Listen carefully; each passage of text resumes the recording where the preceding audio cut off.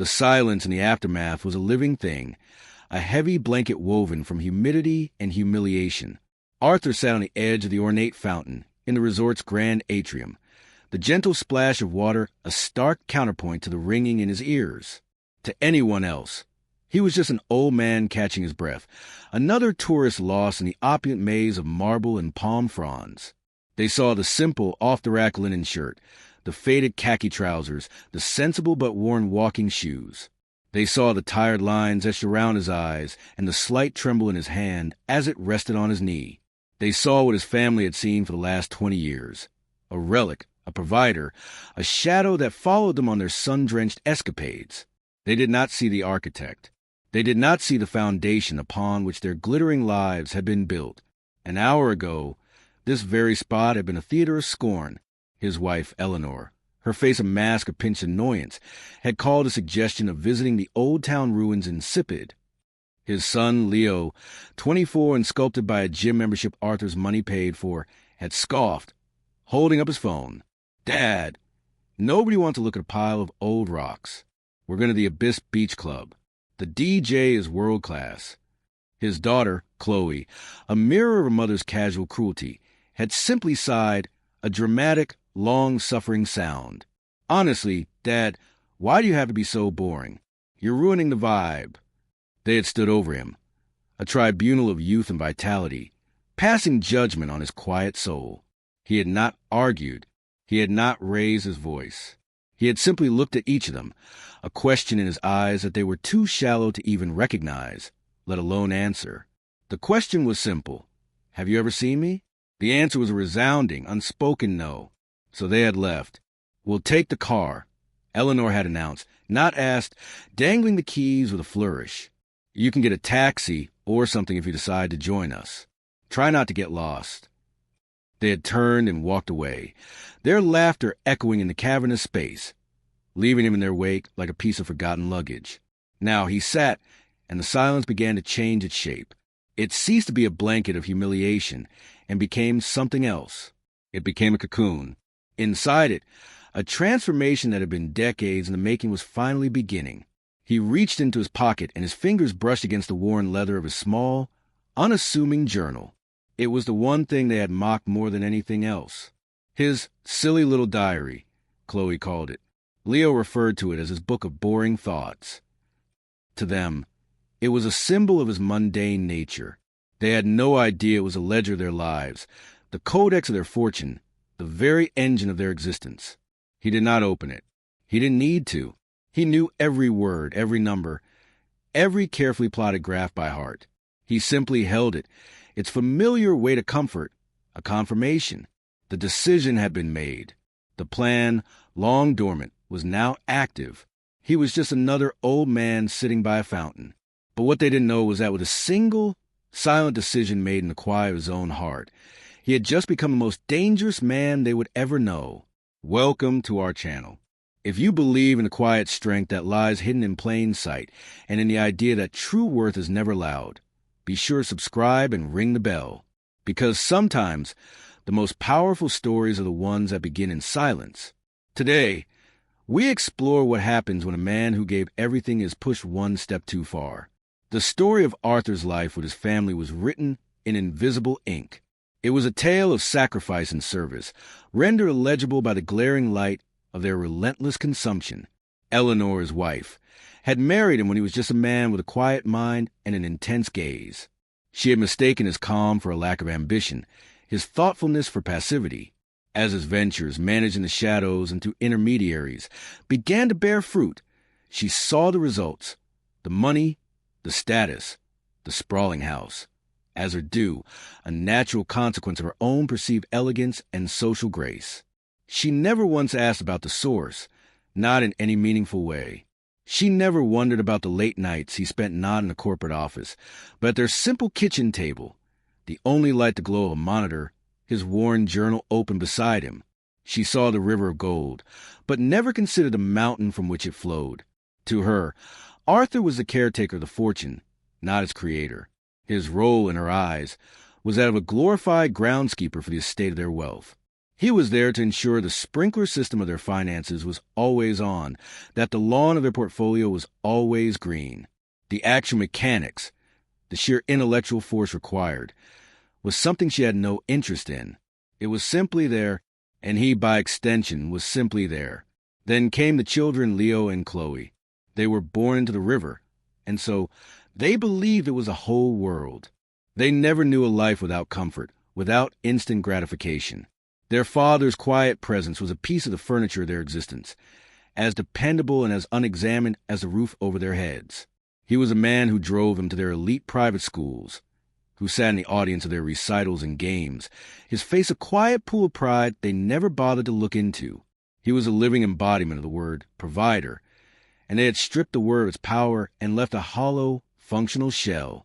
He was the bank. He was the chauffeur. He was the silent fixer of broken toys and broken hearts. He was the one who listened, who absorbed their youthful dramas and their casual demands, his patience a seemingly infinite resource they mined without a thought for its depletion. His worn journal was a running joke. "What secrets of the universe are you scribbling in there today, Dad?" Leo would ask with a smirk, walking past the study. "Figuring out how to trim the hedges?" Chloe would find it on his bedside table and flip through it with theatrical sigh. Numbers, weird little drawings. So strange. They saw ink on paper. They could not comprehend that they were looking at the blueprints of their own gilded cages. They couldn't see the complex algorithms, the predictive models based on weather patterns and geopolitical shifts, the impossibly intricate analyses that had allowed Arthur to turn a modest inheritance into a financial dynasty, all while remaining completely anonymous. He had done it for them. He had built the fortress of their security brick by silent brick, wanting them to have a life free from the struggles he had known. But in doing so, he had created a paradise for fools, a soundproof room where the echoes of their own voices were the only things they could hear. He had given them everything except a reason to be grateful. The house they lived in was in his name, a fact they had never bothered to check. The trust funds that dripped money into their accounts were controlled by a holding company he alone commanded. The art on the walls, the cars in the driveway, the very clothes on their backs, all of it was fruit from a tree they had not only never planted, but had actively mocked. And so he sat by the fountain, the architect of a world he was about to unmake, the weight of their collective ignorance a heavy stone in his gut. The tragedy was not that they had left him. The tragedy was that they had never truly been with him at all.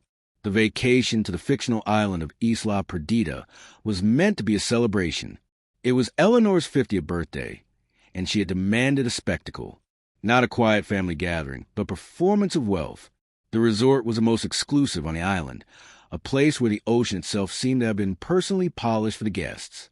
From the moment they arrived, Arthur was an inconvenience, a discordant note in the symphony of their perfect trip.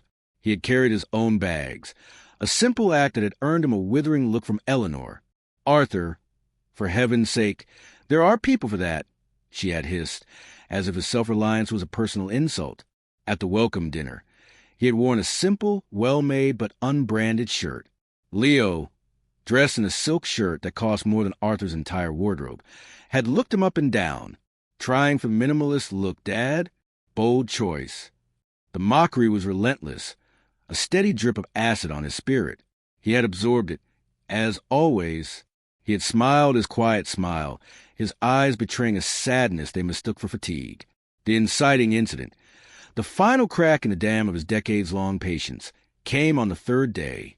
It was a morning of pristine, crystalline beauty. Arthur had been reading a brochure about the island's history, about a set of ancient, pre-colonial ruins hidden in the jungle highlands. "This looks fascinating," he had said, his voice filled with a genuine, gentle enthusiasm that was so rare it should have been cherished. "They say the stonework is remarkable. We could hire a guide, make a day of it." He looked up, his face hopeful, a man offering a piece of his own quiet world. The rejection was instantaneous and brutal. It was Eleanor who spoke first. "Ruins? Arthur, my God, we are on one of the most beautiful beaches in the world, and you want to go trekking through a mosquito-infested jungle to look at a pile of old rocks." Her voice was loud enough for the neighboring tables at the breakfast buffet to turn and look. Chloe chimed in, her voice dripping with the practiced disdain of a teenager. "That is literally the most boring idea I have ever heard in my life. I would rather watch paint dry. I'm going to the spa." Leo, ever the ringleader of their casual cruelty, delivered the final blow. He laughed, a short, sharp bark of a laugh. "Dad, you just don't get it, do you?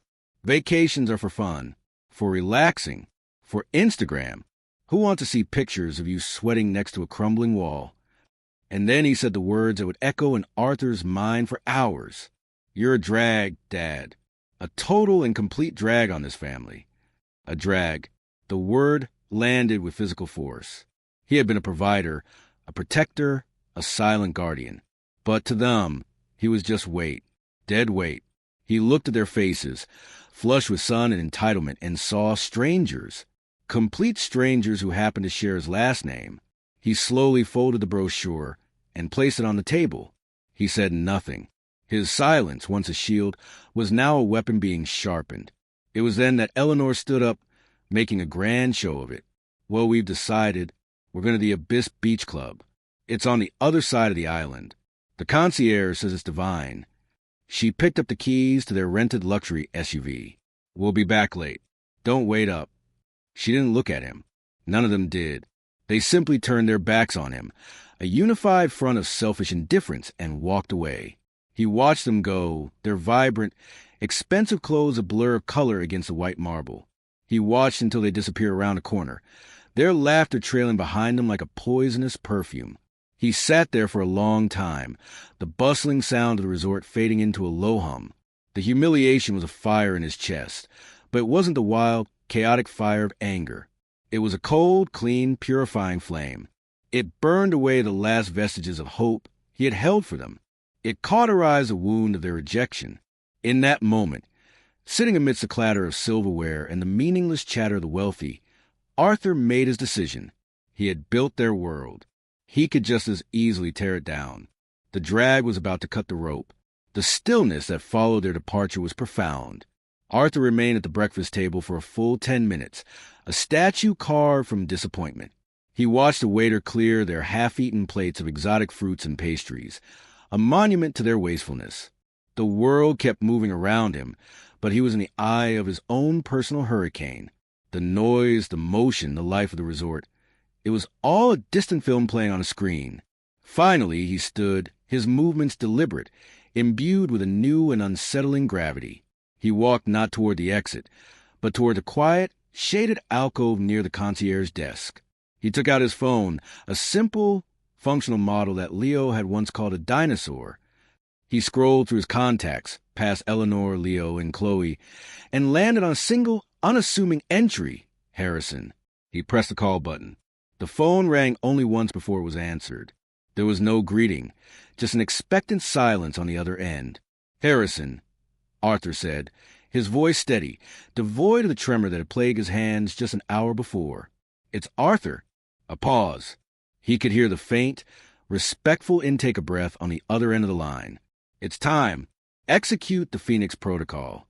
Another pause, shorter this time. The voice that came back was calm, professional, and held a deep undercurrent of something that sounded like relief. "Understood, Arthur. Are you certain? There's no going back from this." Arthur looked out across the opulent lobby, at the endless parade of vanity and wealth. He thought of the word drag. He thought of their laughter as they walked away. "I have never been more certain of anything in my life," he said, and the words felt like iron in his mouth. "Liquidate everything. The houses, the portfolios, the art. All of it. Redirect the primary funds to the pre-designated charities. Sever all subsidiary accounts. By the time the sun sets here, I want them to have nothing but the clothes on their backs and the memories they made without me." "It will be done," Harrison said, the words a solemn vow. "What about you, Arthur? Your personal accounts are firewalled, of course." "Leave them," Arthur said. "I won't need much." He ended the call without another word. A sense of profound, terrifying peace washed over him. He had just detonated a bomb in the center of his own life, and he felt nothing but calm. It was in this state of serene detachment that a young man approached him. He was a hotel concierge, his name tag reading Mateo. He had seen the whole exchange at breakfast. His face a study in polite, controlled empathy. He had seen the family's cruelty and the old man's silent endurance. "Sir," Matteo began, his voice soft, respectful, "I couldn't help but overhear. Your family, they left you. Do you need assistance? A taxi? Or perhaps I can arrange a car for you to join them?" Arthur looked up at the young man, truly seeing him. He saw the genuine concern in his dark, intelligent eyes. It was a look of simple human decency, something he hadn't received from his own blood in years. "Thank you, Matteo," Arthur said, his voice raspy. "That's very kind. But no, I'm not going to join them. I think I'll just sit here for a while." Matteo hesitated, sensing there was a deeper story unfolding. He noticed a small, worn leather journal on the table next to Arthur's hand. Unlike Arthur's family, he didn't see it as a strange affectation.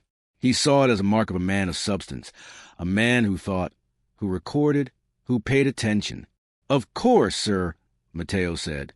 "If you need anything at all, a coffee, a newspaper, anything, please don't hesitate to ask." Arthur gave him a small, genuine smile. It was the first one that had reached his eyes all day. "I would like a coffee," he said. "Black. Thank you."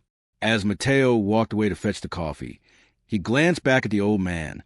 He saw the quiet dignity, the immense, contained power in his stillness. He knew, with a certainty he couldn't explain, that he was not looking at a victim. He was looking at a man who had just won a war that no one else even knew he was fighting. The quiet hero had found an observer, an audience surrogate who could recognize honor when he saw it, even when it was dressed in a simple linen shirt and faded khaki trousers. The Abyss Beach Club was exactly as advertised, a hedonistic paradise carved into the cliffside, overlooking a turquoise bay. For Eleanor, Leo, and Chloe, it was validation. The pulsing bass of the music was a heartbeat of the life they felt they deserved. They found a cabana, ordered champagne, and immediately began curating their experience for social media. Leo posted a story of the bottle, condensation beating on its label with the caption, "How we deal with boring old men." Chloe took a series of selfies, pouting and smiling, tagging the location with a string of triumphant hashtags. Eleanor, reclining on a lounge chair like a queen on her throne, sent a text to her circle of friends. "Finally ditched the ball and chain for the day. Absolute bliss." They were adrift in a sea of blissful ignorance, completely unaware that the tide of their lives had just turned, violently and irrevocably. They laughed about their father. They mocked his love for dusty old things.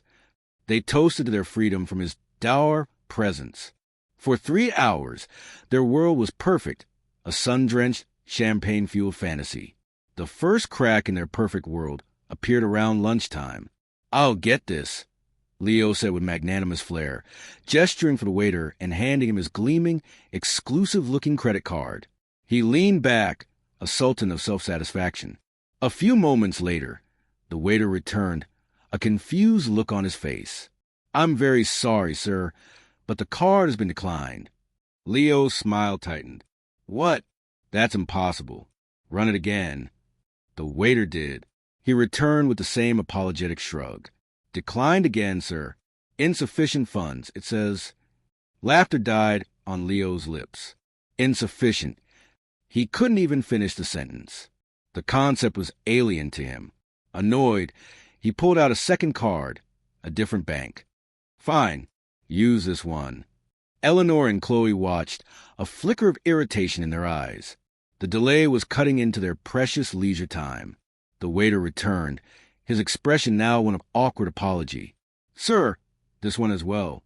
"Declined." The blood drained from Leo's face. Eleanor sat up, her sunglasses sliding down her nose. "What is going on? Leo, did you forget to pay a bill?" "Of course not," he snapped, his embarrassment turning to anger. "There's something wrong with their system."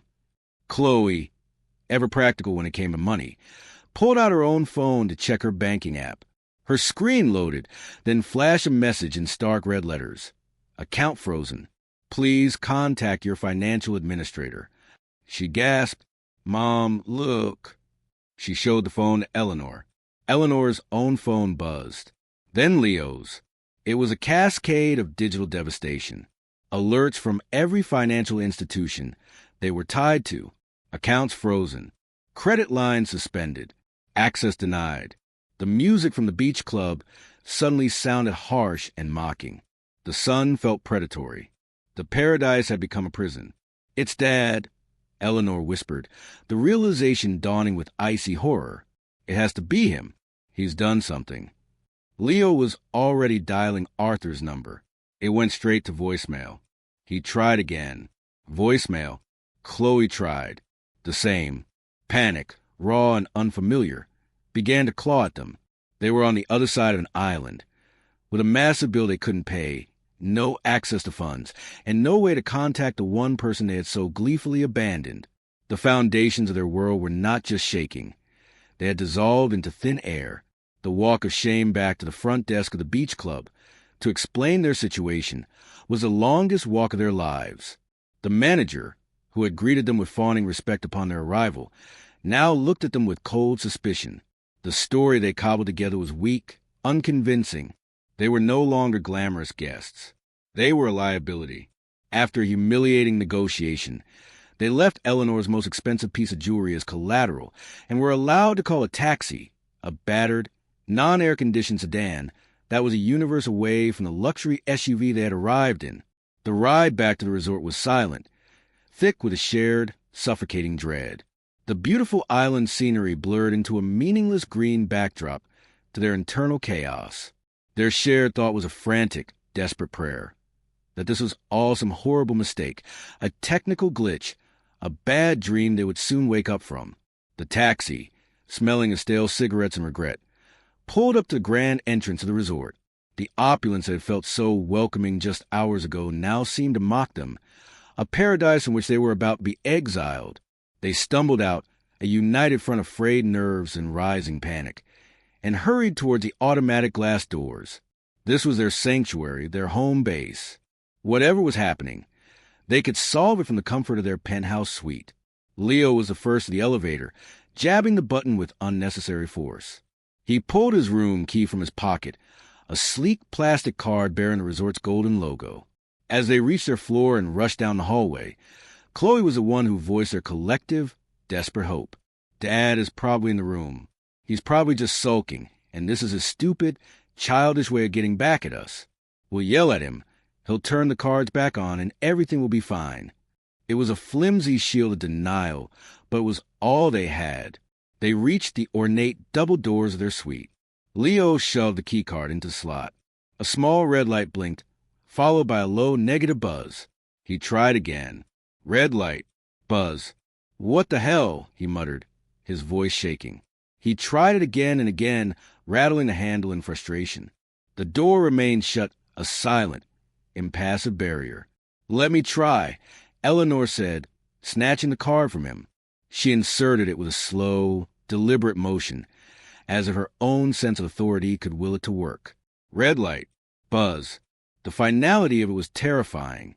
Defeated, they made the humiliating journey back down to the lobby, their fear now hardening into a brittle shell of indignation.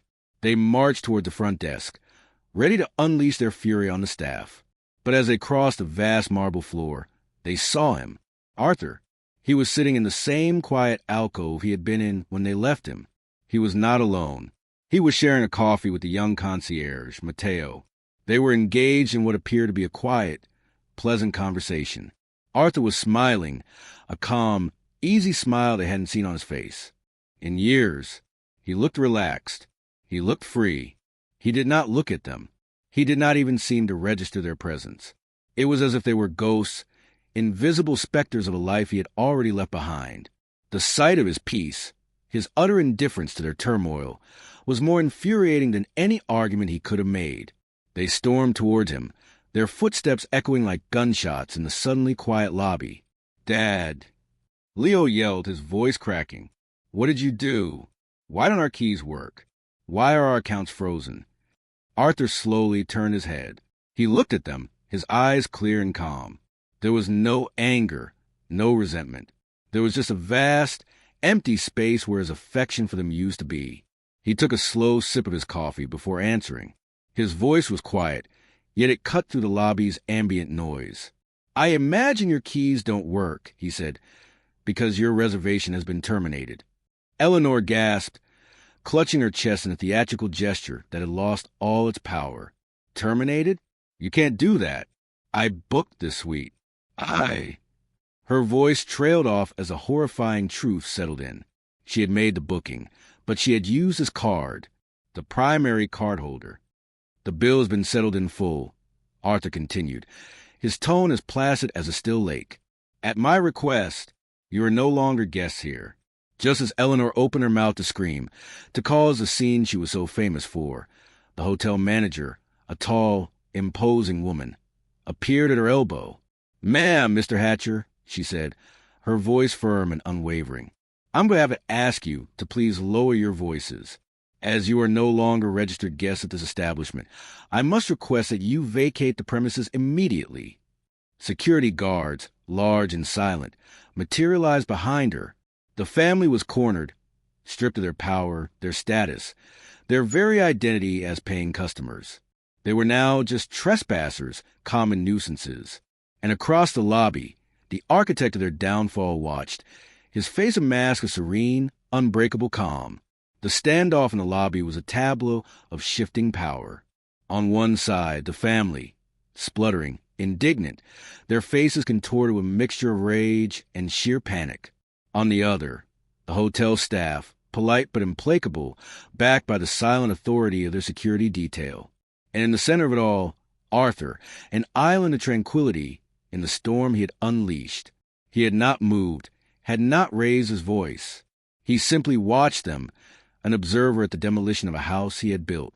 It was Leo who broke the stalemate, taking a step toward his father, his hands clenched into fists.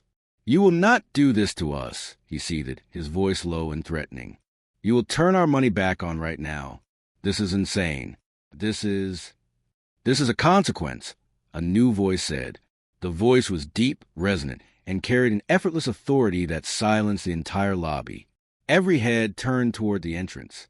A sleek, black town car pulled up, its engine purring so quietly it was almost inaudible. The driver, dressed in a sharp, dark suit, opened the rear door. Out stepped a man who seemed to command the very air around him. He was in his late 60s, with a mane of silver hair and a face that looked as though it had been carved from granite. He wore a bespoke suit that probably cost more than the taxi that had delivered Arthur's family. His shoes shone with a light of their own. He was a picture of old money and absolute power, the kind of man Eleanor and her children spent their lives trying to emulate and impress. He was, to them, a god of their materialist religion. He walked into the lobby, his footsteps making no sound on the marble. He ignored the manager, the security, and the gawking onlookers. He ignored the sputtering, shocked faces of Eleanor, Leo, and Chloe. His eyes were fixed on only one person. He walked directly to the alcove where Arthur sat. The family watched, stunned into a disbelieving silence. They knew this man. They didn't know him personally, of course, but they knew of him. This was Marcus Harrison, the legendary, reclusive financier, a kingmaker, a man whose name was whispered with awe in the circles they so desperately wanted to join. What was he doing here? Why was he walking toward their father? Marcus Harrison stopped before the small table. He did not offer a handshake. Instead, he inclined his head in a gesture of profound and unmistakable respect. It was the bow of a courtier to his king. "Arthur," he said, his voice now softened with reverence that was utterly baffling to the onlookers. "I came as soon as I received your message. The protocol is complete. All assets have been transferred and liquidated as you instructed."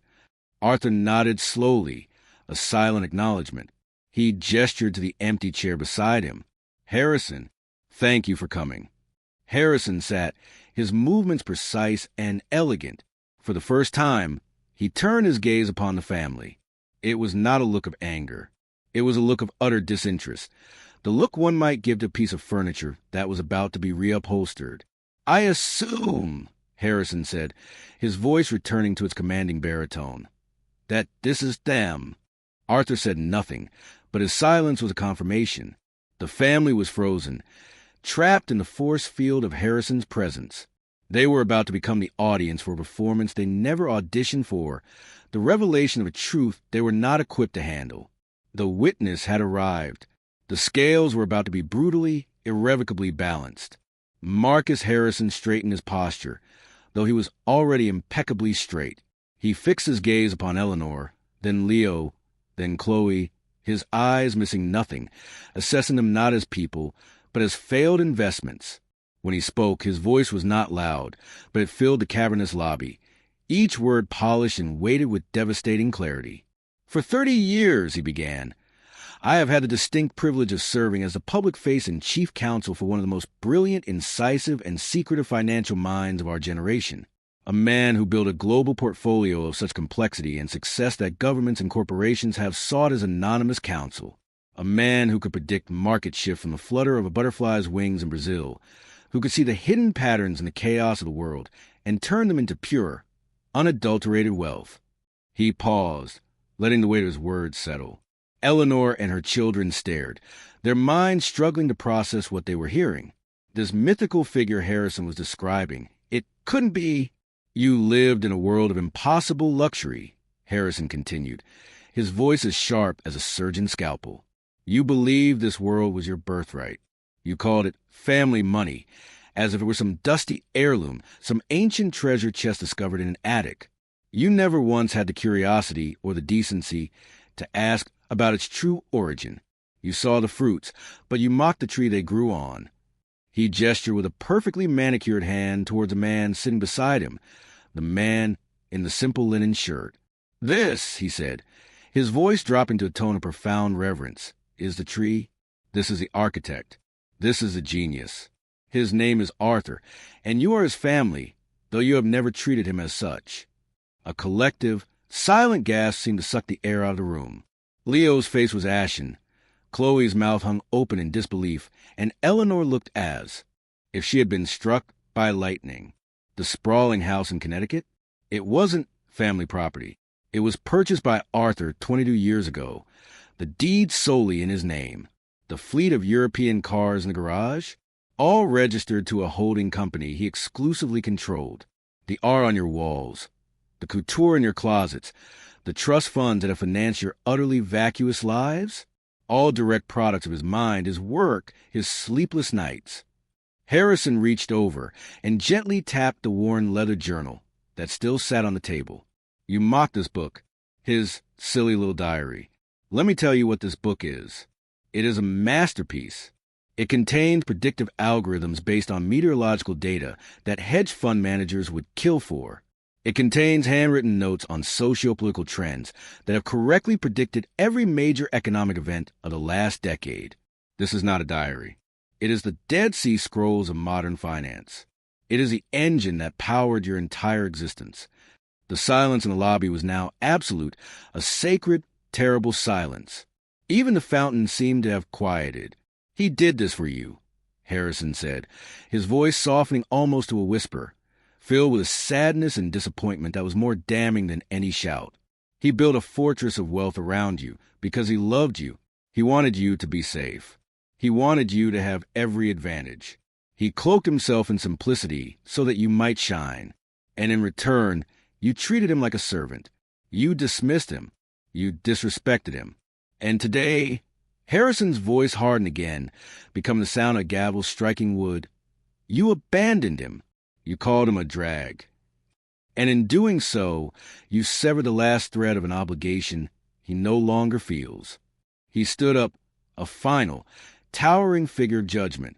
"As of 3 hours ago, per his direct and irrevocable order, the Phoenix Protocol was executed. The fortress has been dismantled. The houses are being sold. The proceeds transferred to charities dedicated to educating underprivileged children. The cars have been repossessed. The art collection is being donated to a museum. The bank accounts, the credit lines, the trust funds, they are all empty. Everything you thought was yours was, in fact, his, and he has taken it all away." The aftermath of Marcus Harrison's monologue was not noise, but profound and crushing absence of it. The silence was a physical weight, pressing down on Eleanor, Leo, and Chloe, forcing the very air from their lungs.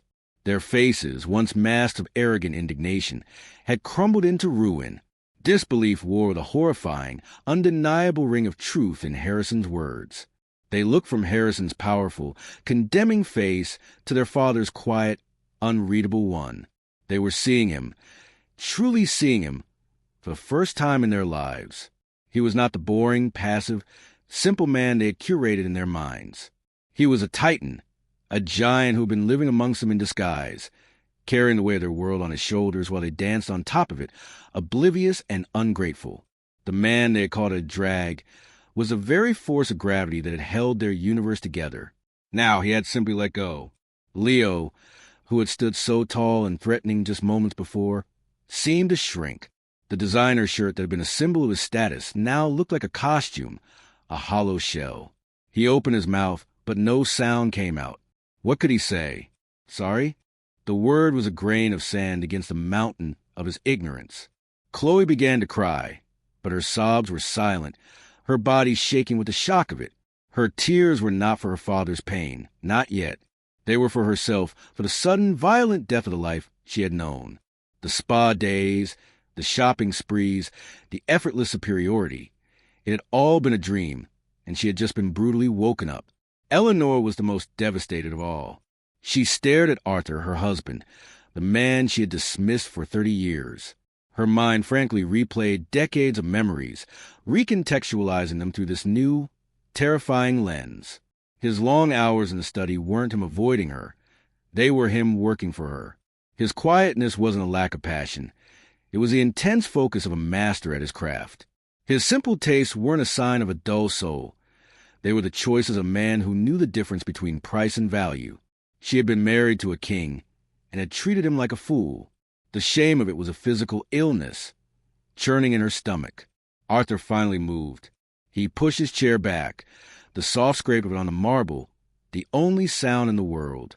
He stood up, his posture straight, his movements unhurried. He looked at his family, at the wreckage he had made of them, and for the first time, a flicker of emotion crossed his face. It was not anger. It was not triumph. It was a deep, profound, and ancient sadness. A grief for what could have been, for the family he had tried to build and had, in the end, failed to inspire with anything other than greed.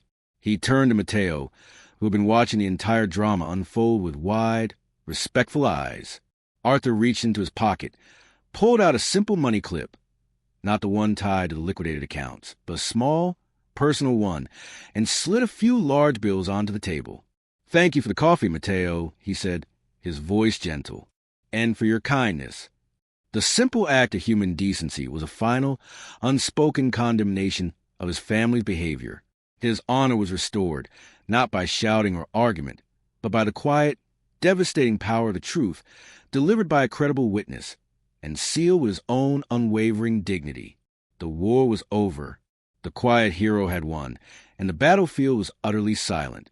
Arthur gave a final, small nod to Marcus Harrison, a silent communication between two men who understood each other perfectly. Then he turned and began to walk away. He did not look back. He did not offer a final word of condemnation or a glimmer of hope for reconciliation. He simply walked.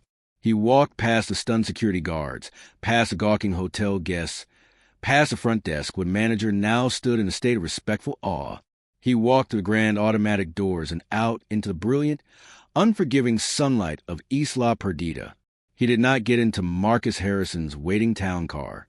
He did not call for a taxi. He turned right, away from the manicured perfection of the resort, and began walking down the dusty road that led towards a local town, the one with the ancient ruins he had wanted to see. He walked with the steady, even pace of a man with no particular destination, because for the first time in his life, he was truly free. His past was settled, and his future was an unwritten page. He was just a man with a small journal in his pocket and enough money to live simply, which was all he had ever wanted anyway. Back in the lobby, the spell was broken. Reality came crashing back in.